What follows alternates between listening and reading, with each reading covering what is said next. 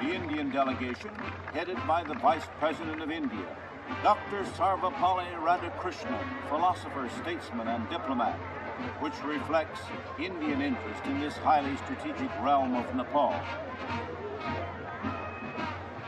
In a counter-move of power politics, the Chinese Reds have sent an imposing delegation, headed by no less than the Vice Premier of China, Ulan Fu.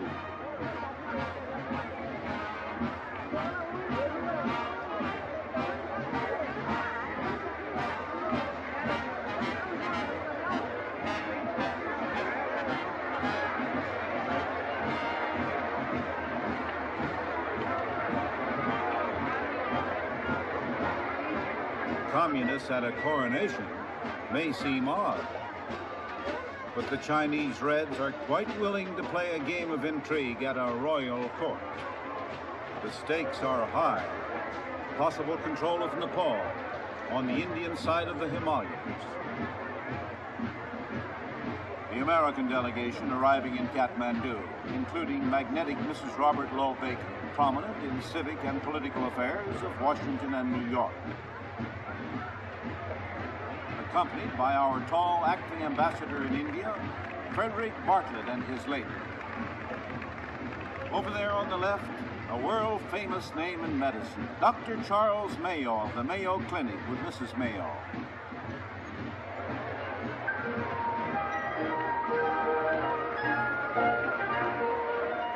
Oh yes, there is one other member of the American delegation.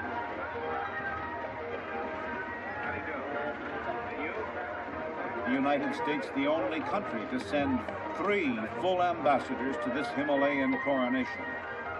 The Chief of Protocol, Sardar Prakat Man Singh, meets me with a most impressive 1929 Buick. License number, if you can read it, 46. The 46th automobile ever to reach this country.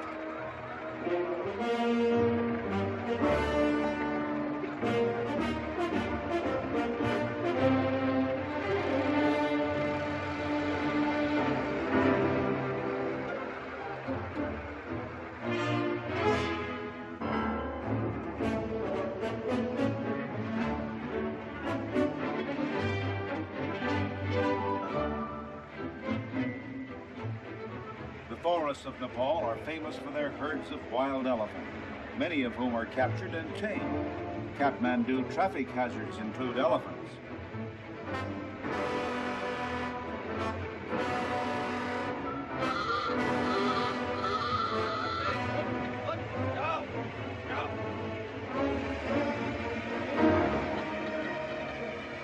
We're about to drive over an American steel bridge, every part of which was carried over the mountains by men.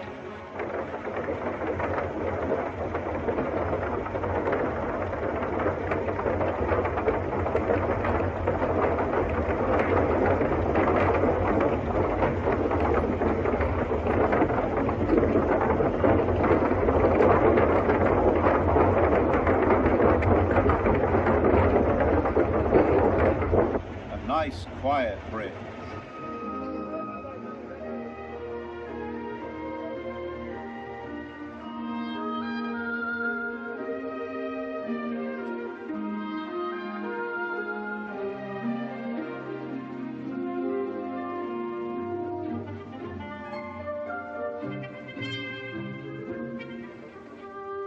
Frantic last-minute decorations are going up everywhere.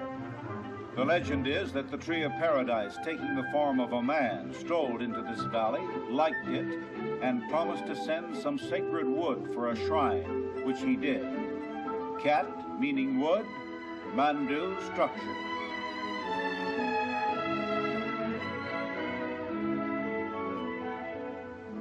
A city of 250,000 people, with hundreds of temples and shrines.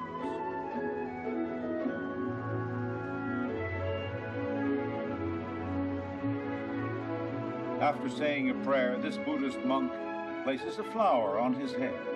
Many Nepalese still adhere to the aboriginal spirit and demon worship of Bumpoism. others to Hinduism, and many are Buddhists. This image of Kali the Destroyer tells us that it is a land of exotic religions.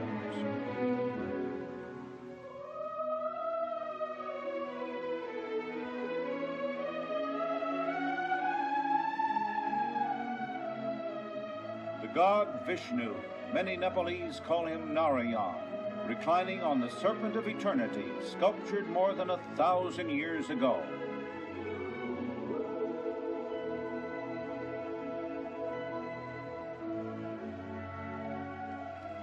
The burning ghats, where the dead are cremated, just as in India along the Ganges.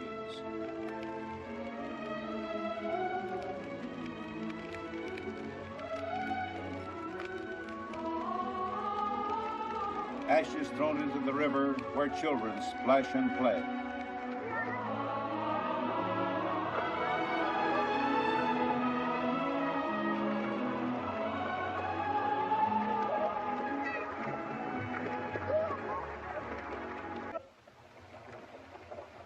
Meanwhile, from one of the palaces to which visiting ambassadors are assigned, we ride in state to present our credentials to King Mahendra in silk topper and striped pants. All delegations instructed to bring formal clothes. At the palace to present my credentials, accompanied by Chuda Prasad Sharma, the Nepalese foreign minister, and by Paul Rose, head of the American Technical Aid Mission to Nepal, who borrowed his topper from the British ambassador.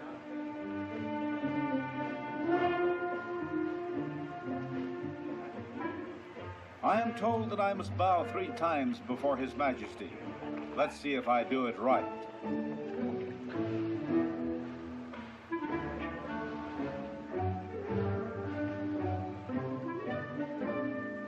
Your Majesty, I've come halfway around the world to present the congratulations of my country. May I present Mr. Rose of the United States Mission? Your Majesty, I'm honored.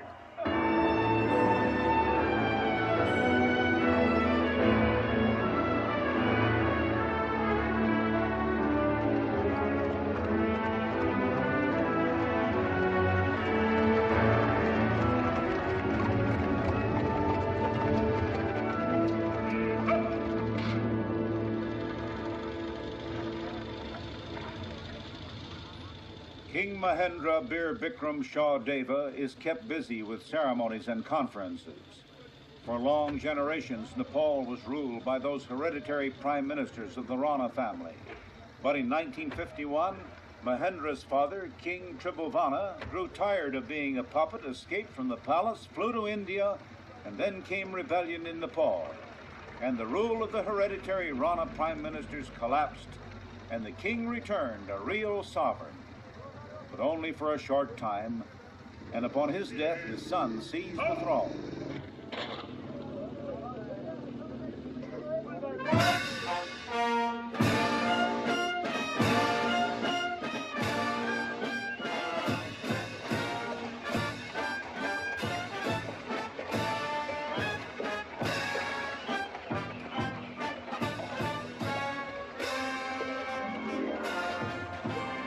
Chinese Reds in their severely cut black robes, the uniform of communism.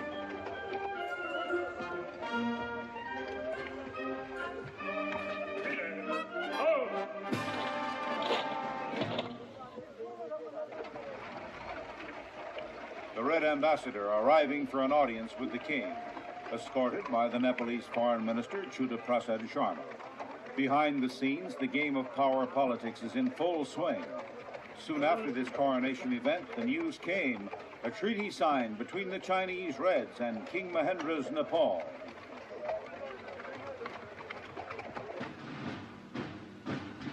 The British delegation, in the blue mantle of a Knight of the Garter, Lord Scarborough, Chamberlain to the Queen, former Air Minister Lord Delisle, General Anderson, a British commander in Malaya, and an Oxford scholar in full academic robes.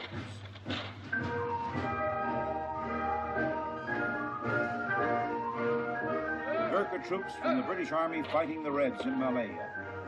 The Gurkhas originally were Rajput warriors in India. Centuries ago, they fled from the Muslim invaders, conquered Nepal, and later the British recruited them for the Gurkha regiments of the Kipling tradition.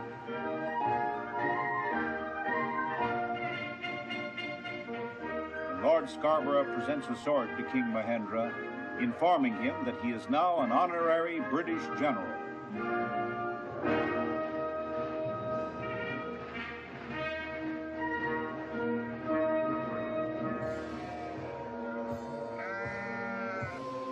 The eyes of Buddha overlooking Kathmandu. Tradition says he was born in Nepal, the teacher of nirvana and the law. The eyes of Buddha penetrating, inscrutable. Eyes of mystery that see all you do in Kathmandu.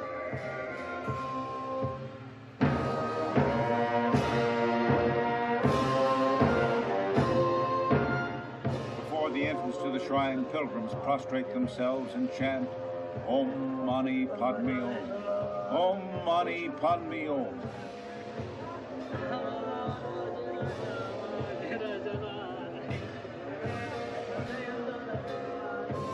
While the prayer wheels spin, each turn 1,000 prayers. Well, what pilgrims are these? Say, you fellows, you're going the wrong way. Your prayers won't be heard at all unless you turn and go the other way.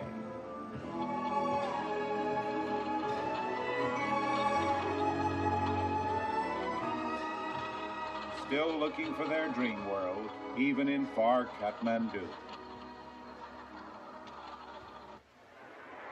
The day of the big event.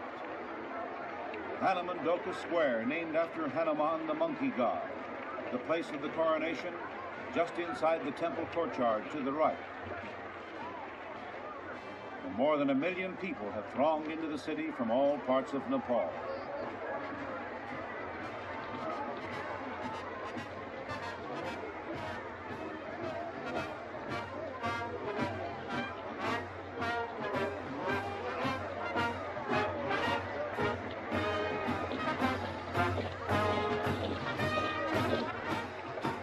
Marco Polo tradition of the gorgeous East, now becoming a thing of the past. China, communist and grim. India, a parliamentary democracy.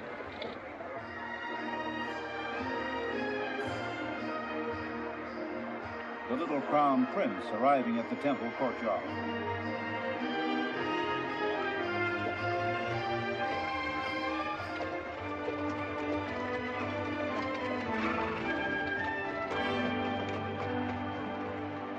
King, regarded as a divinity, a reincarnation of the god Vishnu.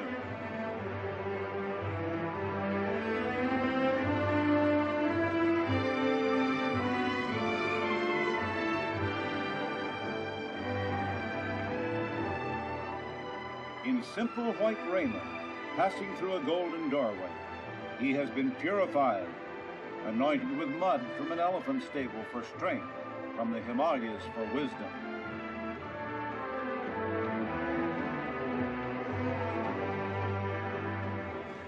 He has only one wife, although he could have many, but he prefers monogamy. One queen. Her name, Ratnarama Permission. So now their Himalayan majesties take their places with powerful Cinerama lights illuminating the throne of the 9 golden serpents.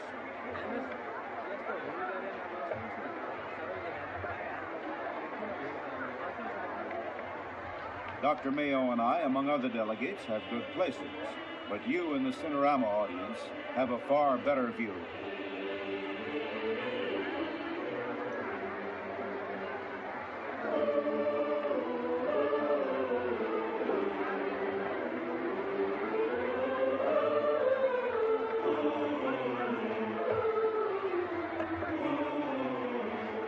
The astrologers consulting the stars have calculated the exact minute. 10:43 a.m. And at that instant, King Mahendra is crowned with a diadem surmounted by a plume of the greater bird of paradise.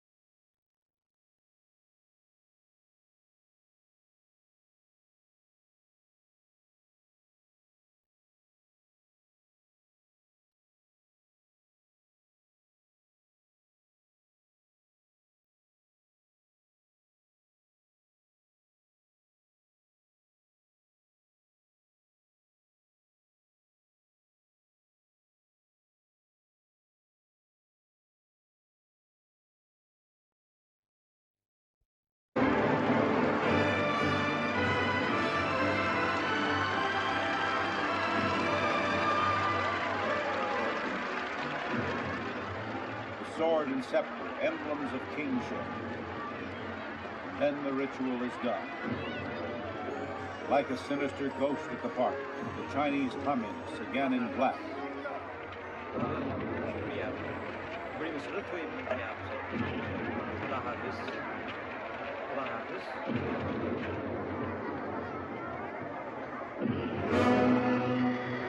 Then the climax of the Durbar, the Coronation Parade in a land of elephants.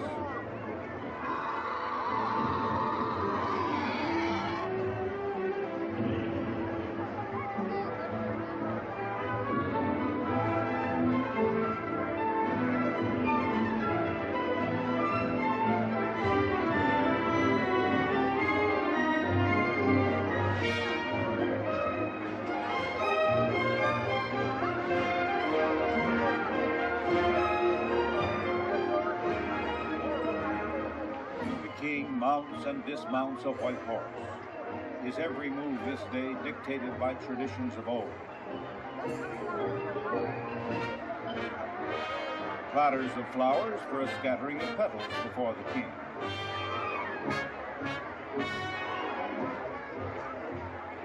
Enough to shake the daylights out of you when your elephant gets up.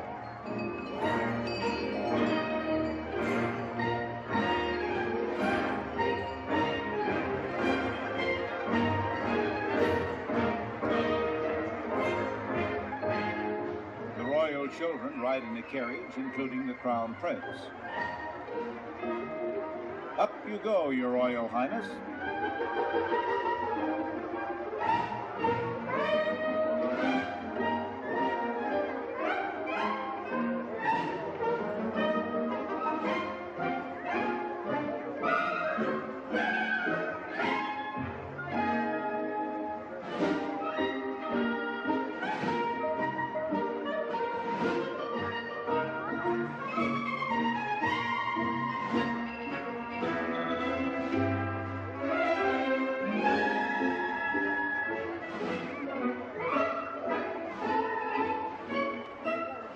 Note the rare white plume of that greater bird of paradise, adorning a crown encrusted with hundreds of pearls, diamonds, and emeralds.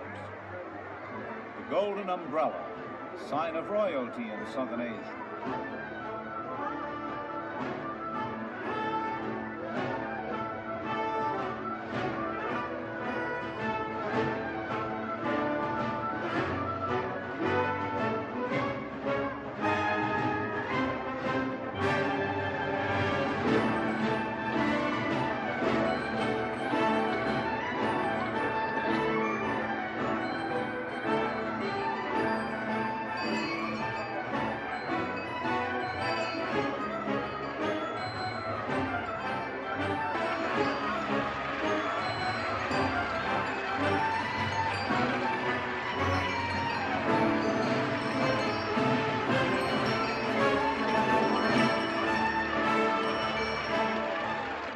But look who's joining the procession.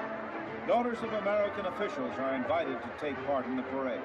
The Sarge talking them into taking him and the Major along too.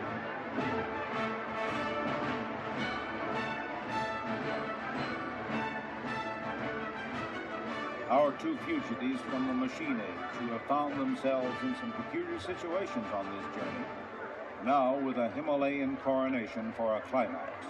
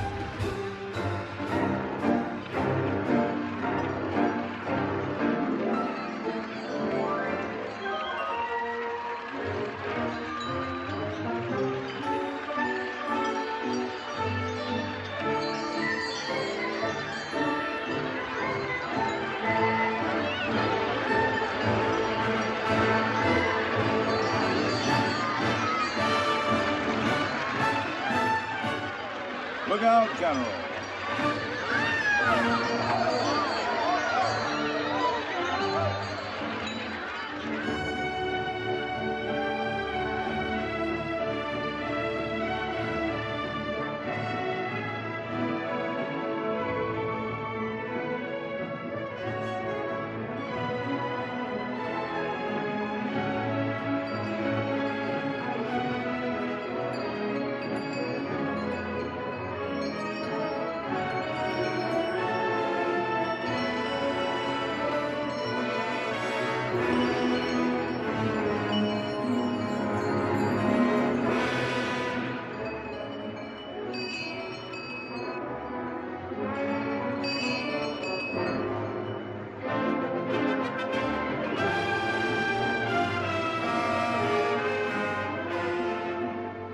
So ends a royal durbar, such as man in this fast-changing, mechanized world may never see again.